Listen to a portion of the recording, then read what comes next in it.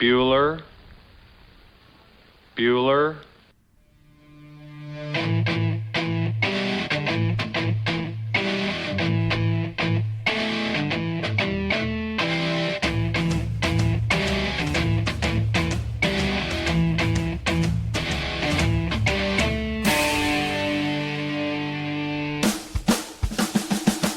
Hello and welcome to beautiful Muncie, Indiana, the home of, what's it the home of, Krista? Kamak Station. Kamak Station, and actually that's technically in Kamak, but it's near Muncie. Not. It probably has a Muncie address.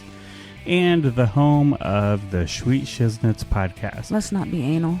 Your home, let's not be anal. You're anal. Well, you know, it is what it is. Mm. So this is your home for 80s movies. Everything Chirp, chirp. 80s movies. Chirp, chirp.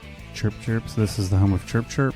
It is it not? It is. Is that the name of the mascot? Charlie Cardinal. Charlie Cardinal. Are you serious? You don't know his name? Charlie Cardinal sounds like the name of a drunk guy who wanders around campus. No, he goes chirp, chirp.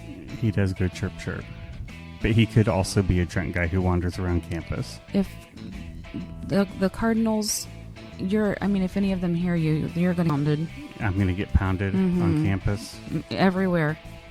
So, anyways, we are the Sweet Shiznits podcast, and we will talk to you about all of your favorite 80s movies, maybe even your least favorite 80s movies. We will tell you everything you ever wanted to know about them. We will give you our reviews on them. We'll give you other people's reviews on them. Mostly just Roger Ebert's. And talk to you about all the different facets of the movie that you may or may not have known about.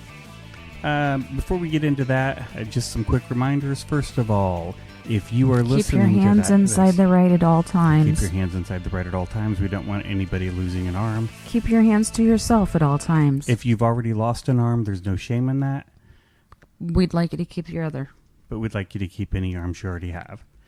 So, if you need another arm, go ahead and take the one from the person beside you. Yeah. It's all right. It's all good. It's all fun. It's all good and fun. Till someone loses an eye. Yes. But if you're already missing an eye, there's no shame in that. I mean, eye patches are cool. Johnny Depp, the whole piratey looking thing, I don't think he wore an eye patch, though. I don't know, but your P's are still very pronounced. They're very pronounced. Well, you have to pronounce your P's, otherwise you sound funny. See, you did that one just fine without the whole p-p-p-p-p that you're doing. So, but if you're listening to this, you're sounds like Porky on Pig. Your favorite casting app, just go ahead and slip over and click that subscribe button. That way you will get your feed every week. Slip over? Slip on over there, click that button. And if you can, go ahead and give us a review. We'd love a 5-star review. If you can't give us a 5-star review, well, let us know why. But we'd like to hear from you regardless. It's probably all your P's. So if it's the P's, then let it be. Let it be, let it be. I'm trying to help. Let it be, oh, let it be. It just doesn't seem to matter. I want to help. Here are words of wisdom. I don't know that you'll have any right now. Let it be. And there's your B's. Oh, my. So, yeah. I think that your microphone still needs a sock on it. Give us some ratings. Give us some reviews. Get Jason a sock for his microphone. And his microphone needs a sock condom. Before we get into our movie for this week... You're ignoring me. Your microphone... We're doing okay. No, it needs a sock condom. It needs a sock condom. I hear the piggies and the bees and the bee.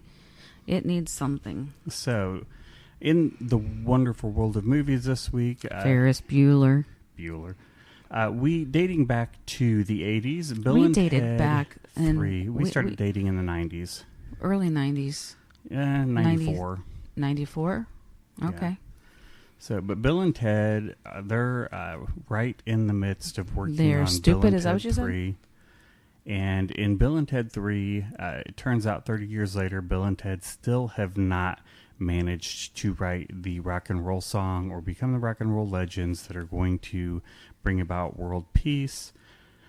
So, here's the thing. If you could possibly think ahead, and if the word starts with a P, try to think of something else. Okay. Anyways, they end up having to travel through time again. This time they take their daughters with them. Dear Lord, they've had children. Yes, Bill and Ted have procreated. Why? Because that's what people do. Hmm. So Bill and Ted's 3 is in production. They will be making that movie here in the next year. It's very sad. The newest Men in Black International, has come out, and it has bombed. It is not doing well at all. Who says it bombed? It has done well below what they expected it to do. Did Roger Ebert come back from the grave and say, this sucks? Yeah. He would have. Toy Story 4 is coming out.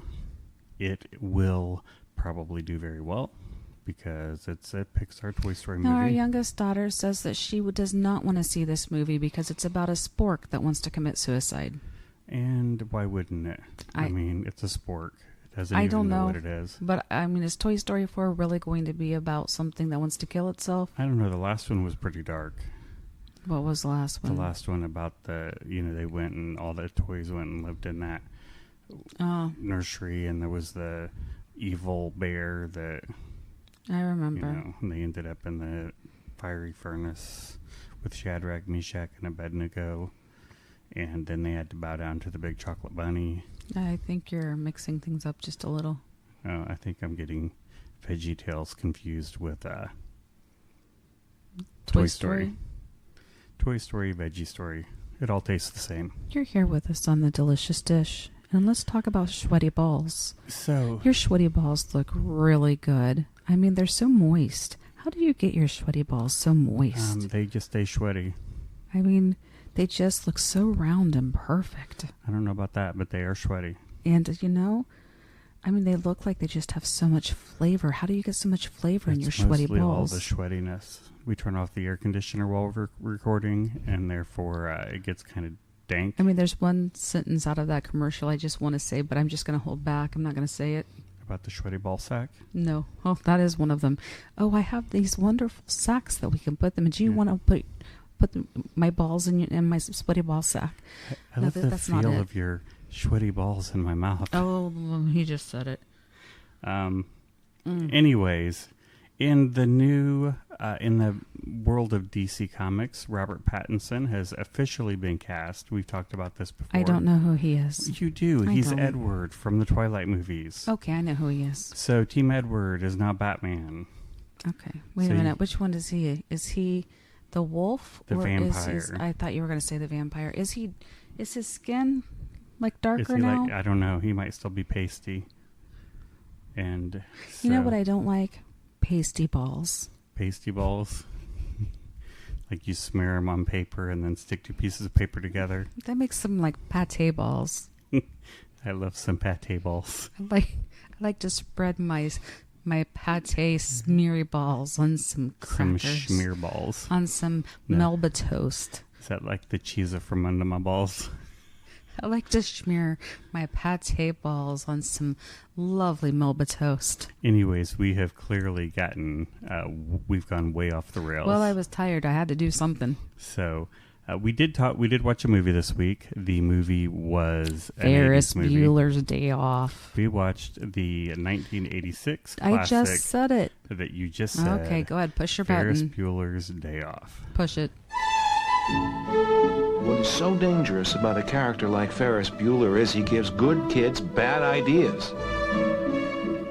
Well, why should he get to skip school when everybody else has to go? Syphilitic meningitis? He never gets caught. This guy in my biology class said that if Ferris dies, he's giving his eyes to Stevie Wonder. Well, he's very popular, Ed. I recall Central Park in fall. Ferris Bueller, do you know him? Yeah, he's getting me out of summer school. They think he's a righteous dude. Think he'll be alive this weekend? I can see him denying popular belief, setting off on some impossible mission. He jeopardizes my ability to effectively govern this student body. He does whatever he wants, You know, as long as I've known him, everything works for him. whenever he wants, He's very cool. and he never gets nailed. Ferris can do anything. Oh, he's such a sweetie. Wake up and smell the coffee, Mrs. Bueller. It's a fool's paradise. He is just leading you down the primrose path. Matthew Broderick. Bueller. Ferris Bueller. Ferris Bueller's Day Off. Because life is too beautiful a thing to waste.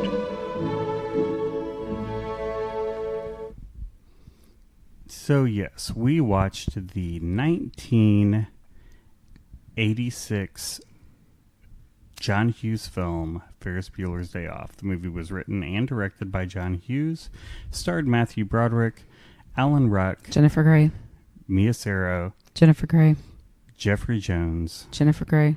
and Jennifer Grey. Nobody puts baby in a corner. Yeah, my wife is a big Dirty Dancing fan, and She was a big baby on this one, though. yeah, she was not exactly... I mean, realistically, looking back at this movie now, her character seems a little more realistic because Ferris was kind of an a-hole. Well, yeah. And He was masochistic. And she probably was not wrong in being a little peeved that her Probably. brother got away with everything. So, looking back, it doesn't bother me quite so much, her character, as it may have once upon a time. I'm so glad to hear that. It makes me just feel so warm and fuzzy inside. I'm glad. The Donkashay, which you heard in the trailer there, was in this movie 4 different times, which is a little crazy because that's probably as many times as I've heard the song, like, in my life. I don't think so. It's just not a great song. Oh, whatever. It's a Wayne Newton song. You've probably heard it before at Maggiano's. I don't know that they play Wayne Newton at Maggiano's. They play like know. Frank Sinatra. Okay, whatever. Not Bublé. maybe Bublé, but usually they play the old classics. Okay. And not Wayne Newton. Wayne Newton's more of like a Vegas lounge singer. So this movie is obviously about Ferris Bueller, who skips school because he can. 9 times. This is his 9th time. Yeah. And the principal is out to draw blood. Yes, the principal is played by Jeffrey Jones, who you may remember from Beetlejuice. Beetlejuice. Nope, you can't say it that way. And he was equally as creepy a character in Beetlejuice as he was in this movie. One more time and we're in trouble. I've already said it 4 times, so... No, you said it 3. I'm counting. I know I've said it 4 times. No. Anyways, he turns out was a pedophile. He was a jerk. And that's why he's not acting anymore. So, Well, that makes sense. I mean, he was letting himself in their home, and Jennifer Grey was in there in her room, and she was a teenager. And then when he came on to the gal at the arcade, thinking that she was Ferris, and... Ferris was still a teenager also. Yeah, he was... I mean, he wasn't wrong in wanting to catch Ferris because he knew Ferris was up to no good. But what principal he does definitely that? crossed What principal leaves school and does that stuff? Yeah, he definitely crossed some ethical and legal barriers. He had some issues. Yeah, for sure. And definitely has that creepy vibe. Now's the time where we start with the story. Here's the story of a boy named Ferris who was living with his mom and dad and sister. All right. Oh, he had a dog too, remember? And they had a Rottweiler. That dog sunk his teeth into the principal quite a few times. I said sunk. No, you said suck. No, I didn't. Yeah, you did. No, I said sunk. Anyways, so Ferris wakes up in the morning and he decides he's going to pretend that he's sick. And he has pretty much everybody fooled except for his sister. Jennifer Grey, baby. So, and as she's trying to call him on it, he's like, "Go back to your playpen, baby." That was not okay, Jason. What was not okay about it? You don't say that stuff to her. Well, I didn't say it. You made your fingers say it. I let my fingers do the walking. Let's move on. So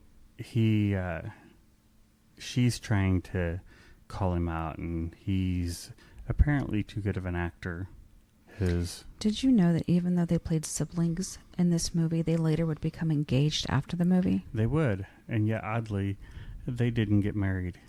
Wow, did they just play house for a while? I'm guessing, because he ended up marrying... what's her name? Sarah Jessica Parker. I knew that's what you were going to say. I was just making you wait. From Footloose, our second movie. Are you sure that's the movie? She was in Footloose. She played Rusty. I was waiting to see if you were going to say from Sex and the City. She's also from Sex and the City, but that's not an 80s movie. I know.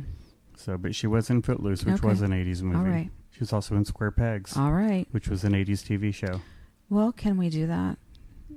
We can mention it. I mean... No, I meant watch some Square Pegs. If you can find it. I used to sure watch it's on Square somewhere. Pegs. There are some shows I don't think I'd want to bring back to watch. Yeah. I mean, I think Square Pegs might be one of those shows that if you went back and watched it again, you may be a little disappointed. It may not be quite as good of a show as you remember. Like Small Wonder, I would not want to bring back and watch. I imagine that wasn't actually that good of a show. No, but Square Pegs, maybe. Yeah. Maybe. Silver Spoons, it might be. I don't know. It's hard to say. I don't know. So. I'm not really sure about that. Mystic Pizza. What year was Mystic Pizza? It was late 80s. I don't know. I might have to figure that out, but that's actually a movie. Webster, I imagine, probably wasn't actually that good of a show. I don't know, but now while you're talking, I'm going to have to look at Mystic Pizza. So go ahead. Oh, great. Tell a story. So we have Matthew Broderick as Ferris Bueller. He decides to skip school, and he tricks his parents into letting him. And then Mystic Pizza, 1988. There you go. It could be our next movie. Anything's possible. And then he calls his friend Cameron, who is also homesick. But he's really sick. Yes, but is he really, really sick? He seems really sick. But Ferris seems to think that he's only convinced himself that he's sick. Well, but Ferris is an a-hole. Yes, but Cameron also has a pretty crappy home life and may just be... yes. Anxiety? Have some anxiety issues that are affecting his health.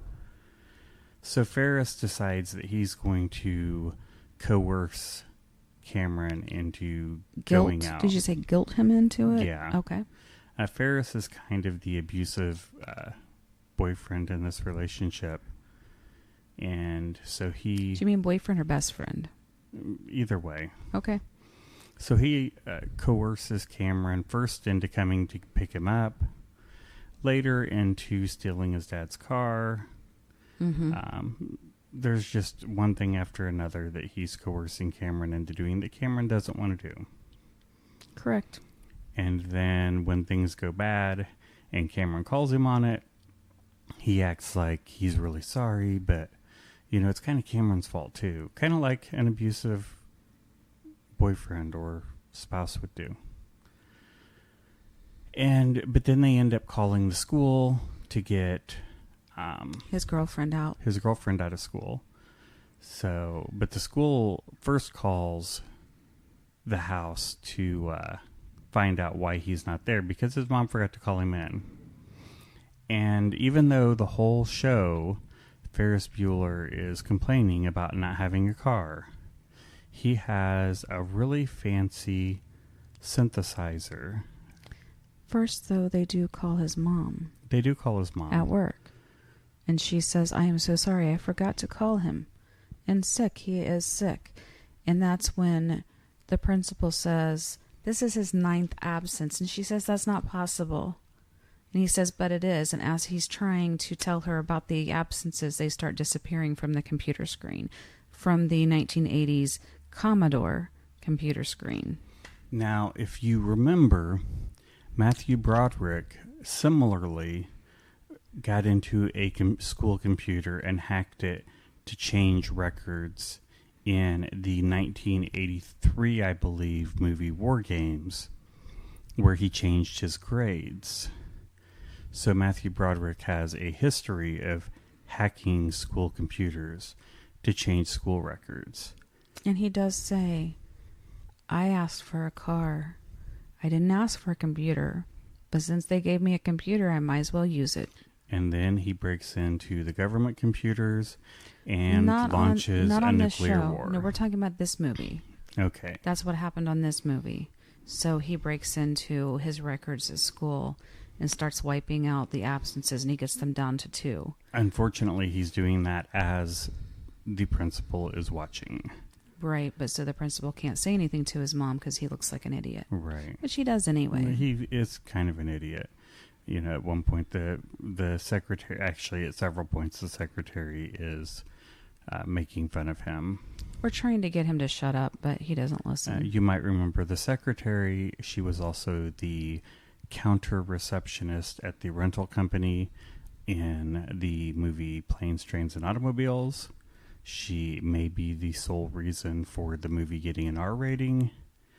Her and Steve Martin in that particular scene.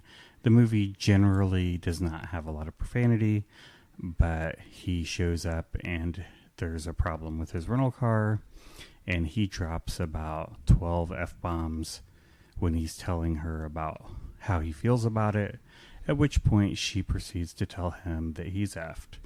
And so, Okay. one of the more memorable, there are a lot of memorable scenes in that movie, but that's one of the more memorable scenes. So, and she does it all with a big smile on her face. Okay. Let's move on. So, Move on. anyways, Just move on. so one of the things that I noticed about this movie is that they managed to, during the course of a school day, they managed to get Cameron to Ferris's house, get her broken out of school. Who's her? His girlfriend? His girlfriend. Is it Mia Sara? Mm-hmm. Mm-hmm. Her name's Sloane in the movie. Okay. And then they run around Chicago, go to a fancy restaurant, trick their way in, do some shopping. They go to a museum. Go to the art museum, go see a baseball game, which is about a 3-hour event by itself. And, they do all these things, which is probably about 15 hours worth of stuff that they managed to pull off during the course of a school day. So It's talent. I guess there's a whole suspension of disbelief just in the fact that the movie starts out with Ferris Bueller stopping and turning around and talking to the audience while all these things are going on. And he continues to do that through the entire movie. After they pick his girlfriend up, this is after they've stolen his dad's car, or Cameron's dad's car, which is a 60-something Ferrari with 179 miles on it.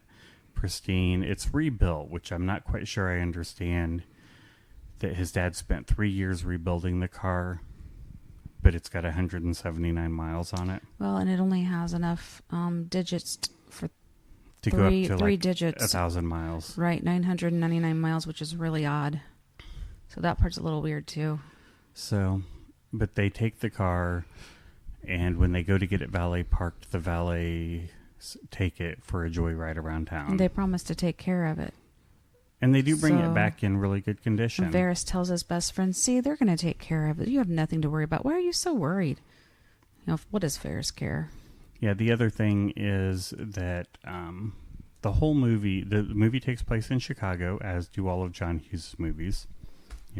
Starting, Home Alone takes place in Chicago. 16 Candles, Breakfast Club, they're all Chicago movies.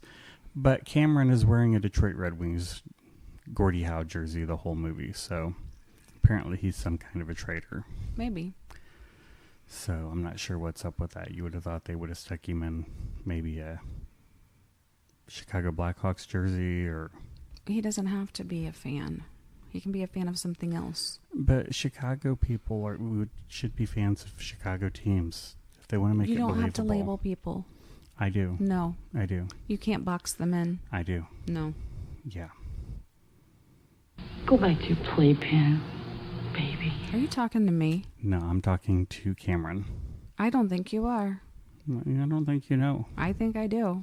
I don't. Did you know that Mia Sara beat Molly Ringwald to the role of Sloane Peterson because, according to John Hughes, she had elegance? According to Ringwald, John wouldn't let me do it. He said that the part wasn't big enough for me.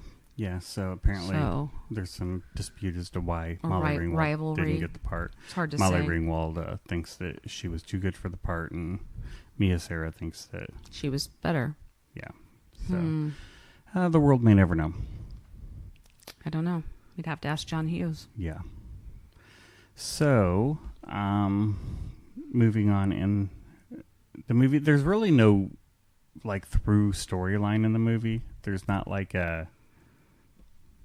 The only storyline is the principal trying to catch Ferris Bueller. But like they just go around and do stuff. Correct. And so they go to the Cubs game, and then... But at different times, though, Ferris could have gotten caught. He is, like, on the screen catching a ball during the game, and his dad is somewhere where the game is on TV. Like at a bar. And he just happens to turn around right when that scene is on. They walk out of the restaurant, and his dad's been at the same restaurant, and they have to sneak behind him and get a cab.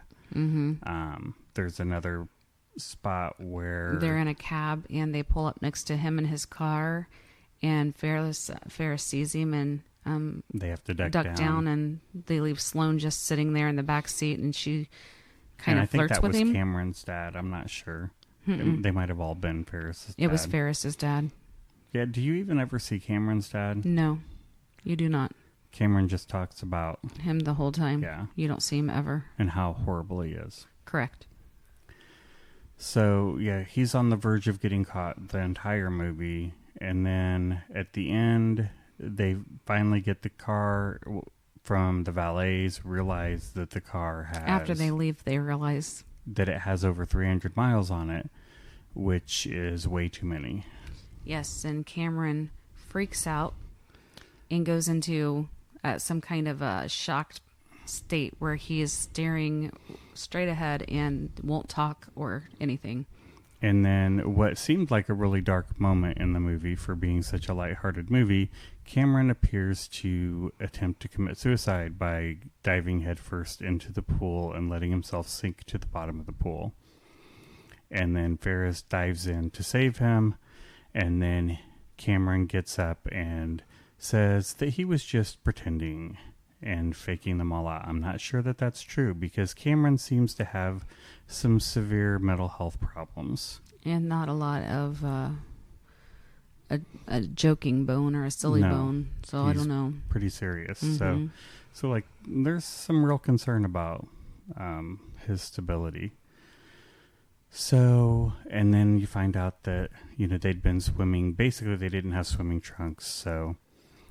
in their clothes? Yeah, in their undergarments, or she had been. They didn't even show where they were swimming. Yeah, I don't know. They were in a pool somewhere. Somebody's, but they never really said that. They might have been at Cameron's, I don't know. But then they go to get the miles off the car. Well, the whole time Ferris has told him it's okay because we can take the miles off by driving backwards, which I don't know how he would have ever thought that to be true.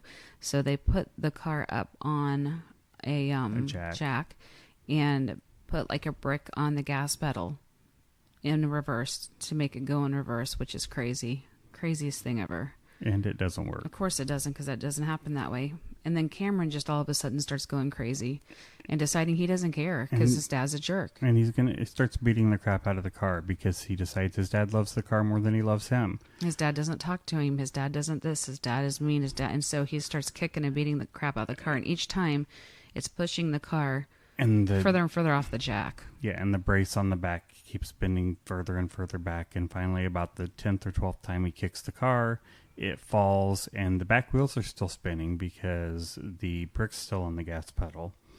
And it goes screeching out the back window. And because apparently their garage is glass in. Well, it's like a showroom. It's not even like a garage.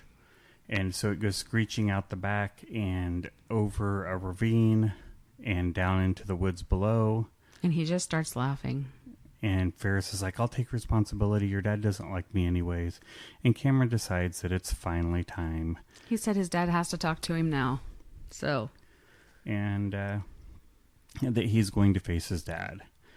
And then Cameron is out talking to his girlfriend, Sloane, and realizes that it's 5 minutes before his parents are supposed to get home. Yeah. Now, while all this has gone on, his sister... Well, the principal's gone to his house to break in to try and catch him and been attacked by their dog. Yeah, your bees are a problem again.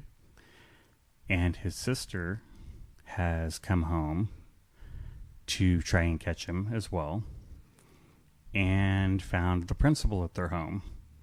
Thinking that their house was being broken into, she kicks him in the face repeatedly and runs up to her room, calls the police.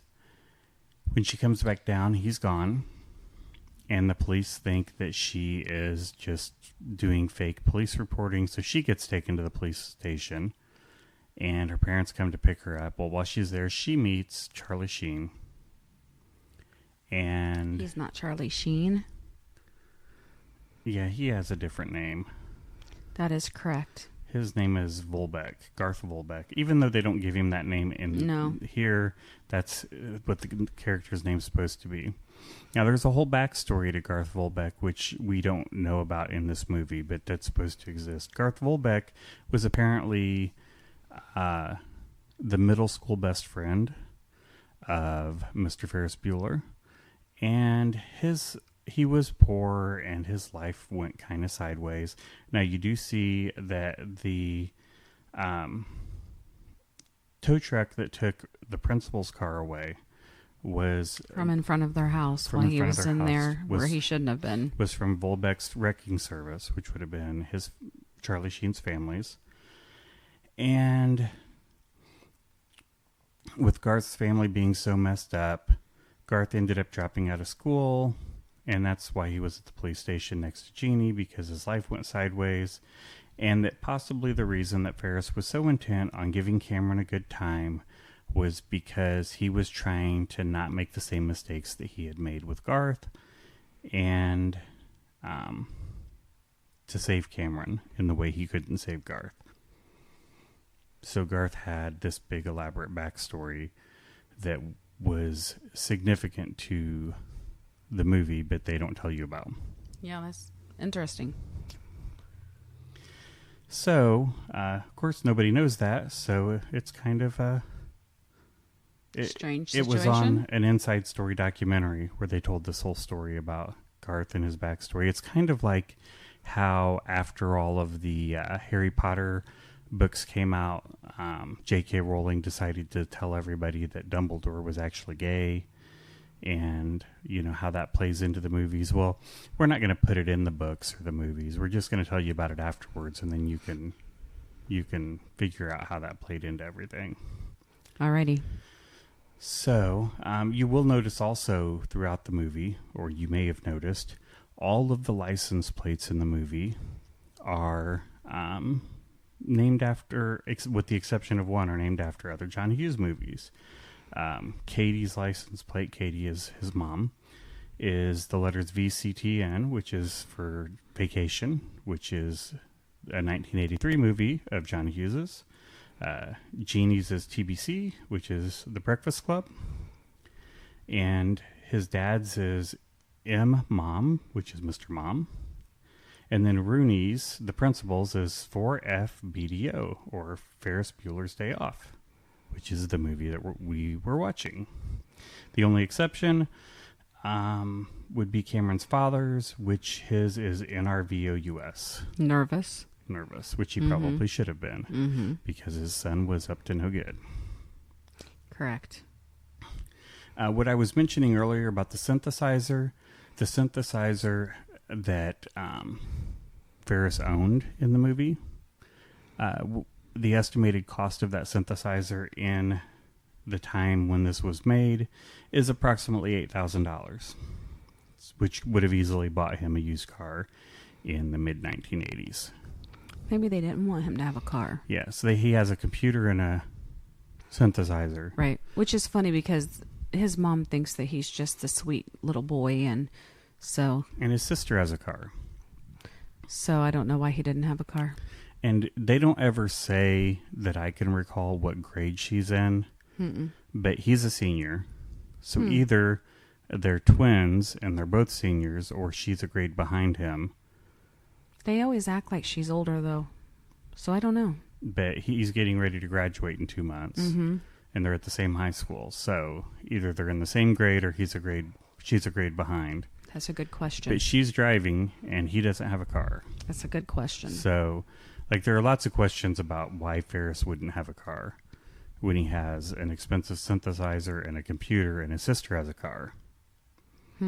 So maybe his parents didn't trust him quite as much as he thought they did. Or like they acted? Yeah. So, but anyways, he finds out it's 5 minutes before he is supposed to be back. He makes a run for it. You see this long scene where he's running through yards and all these different things, and finally gets to the house, and he thinks he's caught because his sister sees him. Well, she actually starts trying to chase him home in the car, because when they drive home from the jail, the police station, she's driving her mom's car, her mom home, and he runs out in front of the car, and when she slams on the brakes, her mom's papers go everywhere, so she doesn't see him because she's picking them up. But she's still racing him back. Right, but his sister sees him. Right. And she's racing him back. And they get back at the same time, and yet somehow, when he gets back to the house, his sister stalls his parents so that he can get up to his room. Well, he first, he's trying to get in the back door and he can't find the key. And that's because his principal is there and says, "Are you looking for this?" And he has the key. And then his sister comes out and says something to him and says, "Oh, by the way, when you were here earlier, you forgot your wallet. And basically threatens to tell that he'd broken into the house. Right, that he's a pedophile. And so he takes off, and Ferris is able to get up to his room and get into bed with the help of his sister. Mm-hmm. Now, not sure why. Well, it's because of the talk she had with yeah. Garth at the police station, where he told her that she needed to be less concerned with her brother and more concerned with herself. Mm-hmm. And then they made out. Yeah, basically. So, but why she chased him home after that? So, like, because it made the movie more fun. And then she chases him home, and then she helps him. She could have just driven slower going home, right, and avoided the whole. It wouldn't have been as fun though. Yeah. So, like, to build tension, they still have her chase him home, even though she's going to get home and then help him. Correct.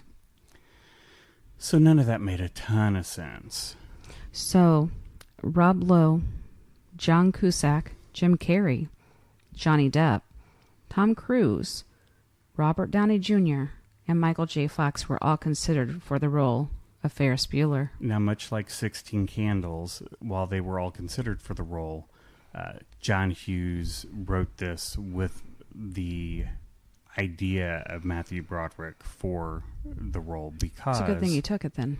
He knew that it had to be someone who could play the part and still be very likable, because if it was someone like Charlie Sheen, then he would come across as just being kind of sleazy, and the movie wouldn't play well. You had to have someone who could be the underhanded guy that Ferris Bueller was, but still everybody liked him. This whole time that it got around school that he was really sick and he might die, and everyone wanted to save Ferris Bueller.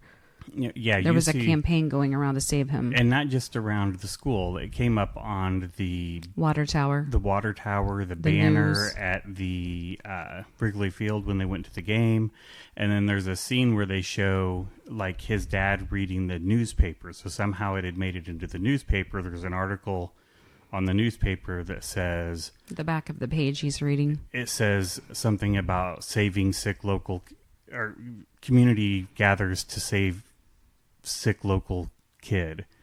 And so, but he doesn't see that, of course. You know, the whole idea is that the whole community, the whole city of Chicago is gathered to help him, and it drives his sister nuts, because everywhere she goes, even when she ends up at the police station, everyone's like, "How's your brother doing? We've been worried about your brother. Tell him that we're thinking about him and hoping he's doing okay." And she knows that he's faking it the whole time. He's not really even sick. And one of the funnier things that you didn't touch on is that when he goes over to try to get into the Bueller's house, he gets greeted by their Rottweiler, who's not happy, the principal, who's not happy to see him. And so he gets attacked by the Rottweiler, and he loses, what item did he lose that the Rottweiler had? Was it his keys? No, because they took off in his car. His shoe, maybe? His shoe. Well, yeah. The Rottweiler was chewing on his shoe. He can't leave, so he needs to get his shoe. And the the Rottweiler has torn him apart. He has ripped his pants up, and It's he's a really got funny. scratches all over his face and bruises, and The Rottweiler has dug into one of his ankles. And there was another part in it where the Rottweiler also went after him again a second time. well, at the very end, when she throws his wallet out, Yes. he goes around the corner, and he had given the Rottweiler a bunch of flowers that had somehow made it go to sleep. Mm-hmm. Well, you see him walk around the corner, and the Rottweiler's laying in the flowers, and it wakes up and looks at him, and then takes off after him again. Yes, and then at the end, they show him trying to walk home, limping because he's a mess, and one of the school buses pulls up next to him. It's full of kids from the school, and the driver asks us if he wants a ride home, and he gives her a really crappy look because he's still a real a-hole still. Well, and he's the principal, and he wants to be respected, and So he buttons up his jacket and goes and gets up on the bus, and he's still just a mean, horrible person. yeah, so he walks back and sits next to the nerdiest girl on the bus, and she's like really coming on to him, like she's really into him. I don't think that. That's the way she came across. No, I think she just wants him to like her. And then she offers him a gummy bear. That's all been in her pocket, and it's all She's slimy. like, it's nice and soft. It's been in. And he takes it from her and throws it across the bus. Yeah, across the bus. And then he looks up and sees written on the back of the seat, Mr. I forget his name, whatever his last name is, Sucks or something. I don't know what it said. But he still, to the end, was still a horrible person.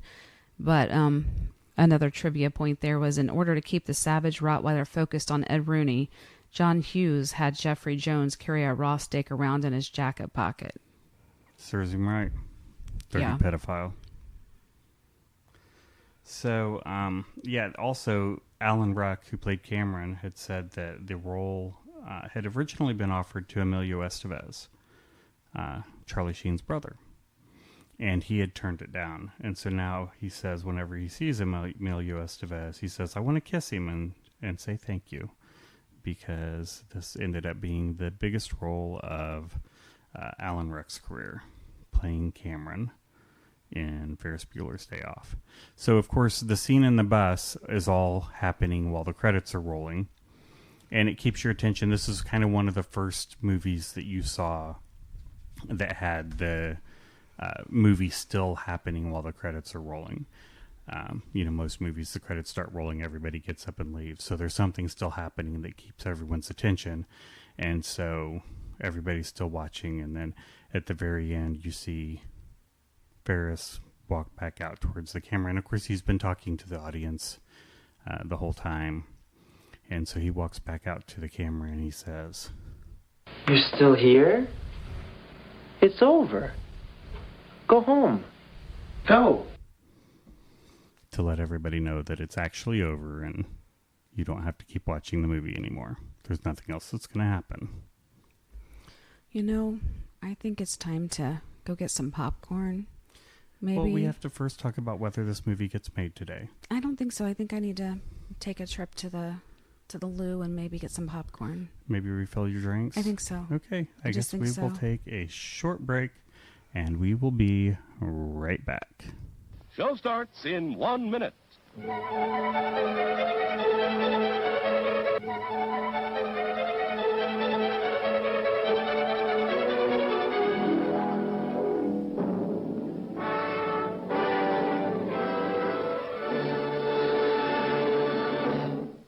Please remember to replace the speaker on the post when you leave the theater. And we're back. So hopefully you got your drinks refilled, emptied your bladders, did not empty your bladder into your drinks, and maybe filled up your popcorn. They were out. They were out of popcorn? Yeah. Anything else they have for you? Any those big boxes of Thin Mints or No, I had Junior to hurry Mints? back. It was almost over. It was almost over? Yeah. Okay, well, we're back, and we were going to mention if the movie gets remade today. I'm thinking that it probably does. I think it could. I don't see anything about the movie other than the pedophile principal. And he wasn't a pedophile in the movie. Right. So somebody else could. They could get some other creep to play him. Sure. Roger Ebert reviewed the movie. I didn't put this in the notes, but he did give it 3 out of 4 stars. Wow. So he was a fan. Do you want to read the review, or should I? Would you like me to? Sure. It'll save some people from listening to the consonants. No? Like F? Hey, here is one of the most innocent movies in a long time. A sweet, warm-hearted comedy about a teenager who skips school so he can help his best friend win some self-respect. That's what it was about. Hey, it's my time to talk. The therapy he has in mind includes a day's visit to Chicago, and after we've seen the Sears Tower, the Art Institute, the Board of Trade, a parade down Dearborn Street, architectural landmarks, a Gold Coast lunch, and a game at Wrigley Field, we have to concede that the cities and state film offices have done their jobs. If Ferris Bueller's day off fails on every other level, at least it works as a travelogue. That was a run-on sentence if I've ever seen one. It definitely was. Good Lord. And we forgot to even mention that they went to the Sears Tower. Mm-hmm. Or that they went to, what was the other thing on here? We mentioned the art museum. There was a parade. They went to a parade where... that he got up and danced and sang and, well, he... lip-synced. Pantomimed the whole thing, but... And then... the trade... Yeah, they went to Wall Street. Yeah. I don't get that. I don't know. I still don't understand what they do at the Board of Trade. A bunch of people down on the floor yelling at each other. Yeah, and they point. I would like... and they take phone calls. If any of you know what's happening, I mean, I know I can go online and buy and sell a stock, but I don't know what they're doing on the floor of these trades. Like, you don't have to actually have someone to sell the stock to. I don't have to be like, hey, anyone want to buy Apple? I've got a share of Apple over here to sell. Anyone want an Apple? My Apple's turning brown, but it's still good. I've got an Apple. Anybody? I got an IBM over here. Anyone want an IBM? You just sell it. You don't have to. How about a Hewlett-Packard? I don't even think they exist anymore. Yes, yeah, they they do. do. I'm thinking of Packard Bell. Okay, Jason, now we have these 3 categories, and one of them's changed, but you still have it labeled the same thing. Yeah. Why? Because, sometimes I go through and edit the show notes and I miss things. Apparently, because I don't remember what it is now. If you really love the movie, you think it's just fantastic, wonderful, amazing, you would rate it... simply irresistible. However, if you thought the movie was just okay, not great, not awful, just okay... Here I am, stuck in the middle with you. And if you just really didn't care for the movie, thought this movie was not worth my time, don't think I'm ever going to watch it again, go the rest of my life never having seen it.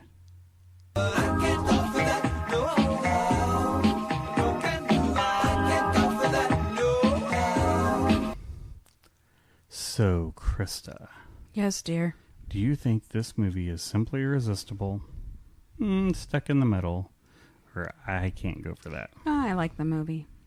So you find it simply irresistible? Sure. I'm going to say I'm right there with you. I thought this was a really good movie.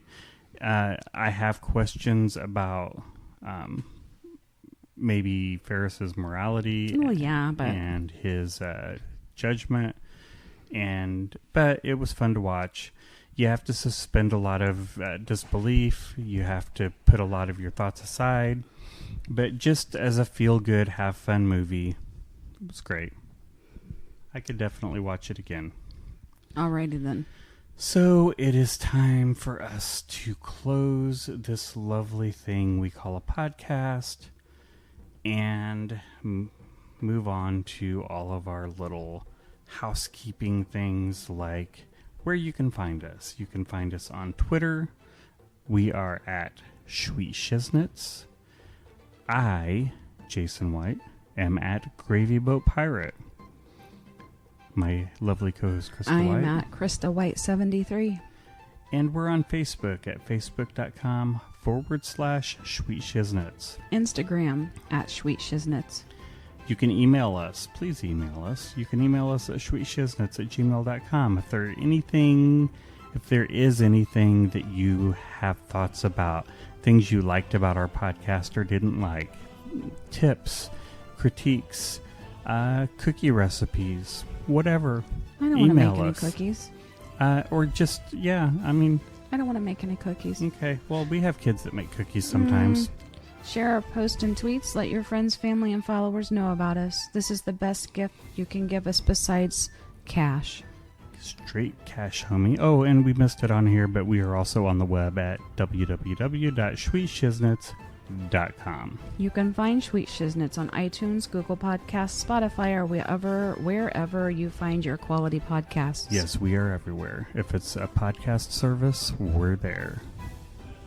Don't forget to subscribe, rate, and review. Like we said at the top of the podcast, your ratings and reviews make us more visible and help others to find us, as does sharing our information. We're paid for by listeners like you, yes you. To be a supporter of Sweet Shiznits, you can go to patreon.com/Sweet Shiznits, or if you go to sweetshiznits.com and click the Become a Patron button, that will take you right there. Supporters will get access to bonus content and help shape the content of our show. We will also mention you on the air. We'll send you lovely gifts and surprises, and love you long time. So until next week, we have enjoyed being your hosts. We will look forward to seeing you, hearing from you, talking to you again. And don't forget to tell your mom we said goodbye. Don't tell her I said goodbye. Tell your dog I said goodbye.